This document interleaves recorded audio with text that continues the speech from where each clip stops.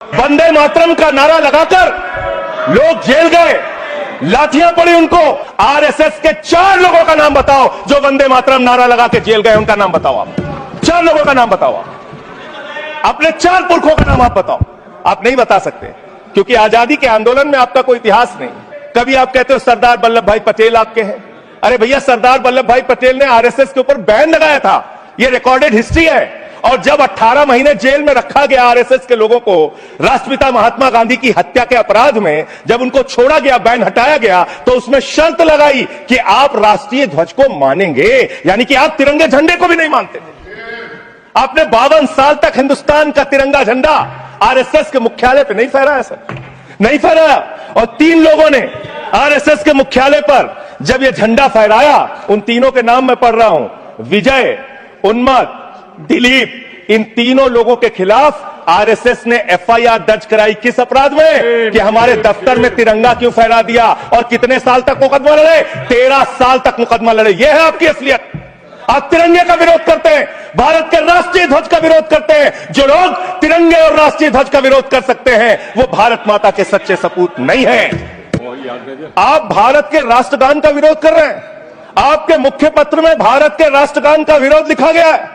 इसके लिए भारत के प्रधानमंत्री को और पूरी की पूरी भारतीय जनता पार्टी को, जो अपने आप को आरएसएस को अपना आदर्श मानती है, पूरे देश से माफी मांगनी चाहिए। आपने तिरंगे का विरोध किया, राष्ट्रगान का विरोद किया, वंदे मातरम आपने लगाया नहीं कभी। कोई आपका व्यक्ति देश की आजादी के आंदोलन में जेल नहीं गया। कभी आपने कोई देश के लिए, हमारे यहां अवधि में कहावत है, नाखून कटाए के शहीद ना बना भैया।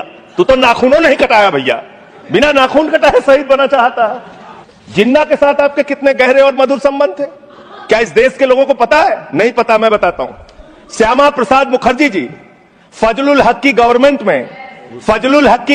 में फाइनेंस मिनिस्टर थे, और फाइनेंस मिनिस्टर रहते हुए उन्होंने अंग्रेज गवर्नर को चिट्ठी लिखी थी। यह चिट्ठी लिखी है। आपने भारत छोड़ो आंदोलन के खिलाफ आपके नेता, जनसंघ के पहले राष्ट्रीय अध्यक्ष और तत्कालीन गवर्नमेंट में जो वित्त मंत्री थे, उन्होंने चिट्ठी लिखी अंग्रेज गवर्नर को और कहा कि भारत छोड़ो आंदोलन, जो हिंदुस्तान के क्रांतिकारियों का आंदोलन था, जो देश की आजादी का आंदोलन था, वो आंदोलन कुचल देना चाहिए, खत्म कर देना चाहिए। यह है रिकॉर्डेड हिस्ट्री आपकी। जिन्ना और आपके रिश्ते क्या थे? कितने मधुर रिश्ते थे। एक राज्य में सरकार नहीं बनाई मानने वाली इन्होंने, नॉर्थ वेस्ट फ्रंटियर, सिंध प्रांत, और फजलुल हक की गवर्नमेंट। फजलुल हक वो शख्स है जो पाकिस्तान बनने के बाद वहां की सरकार का गृह मंत्री बना। आपके रिश्ते उन लोगों के साथ थे, यह देश को पता होना चाहिए।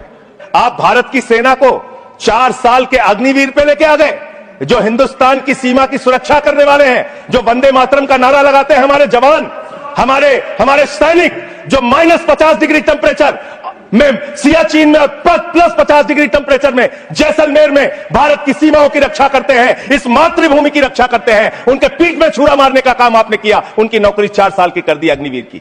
आपको मातृभूमि से प्यार है, आप देशभक्ति की बात करेंगे। अरे मैंने साइकिल चोर सुना था, लॉकेट चोर सुना था, स्कूटर चोर सुना था, मैंने सुना था तमाम तरह के चोर होते हैं। आप लोग तो वोट चोर निकल गए हिंदुस्तान के अंदर। वोट चोर, 3 करोड़ वोट उत्तर प्रदेश में 3 करोड़ वोट की चोरी करने जा रहे हैं। कल की मीटिंग में पता चला 17.5% वोट उत्तर प्रदेश में काटे जाएंगे। आप ये कर रहे हैं, ऐसे लोकतंत्र को मजबूत करेंगे?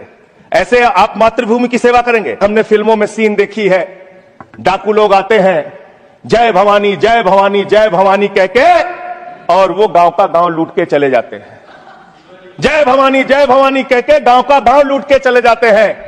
हम इस देश के अंदर किसी भी सरकार को वंदे मातरम और भारत माता की जय लगाकर देश को लूटने की इजाजत नहीं देंगे।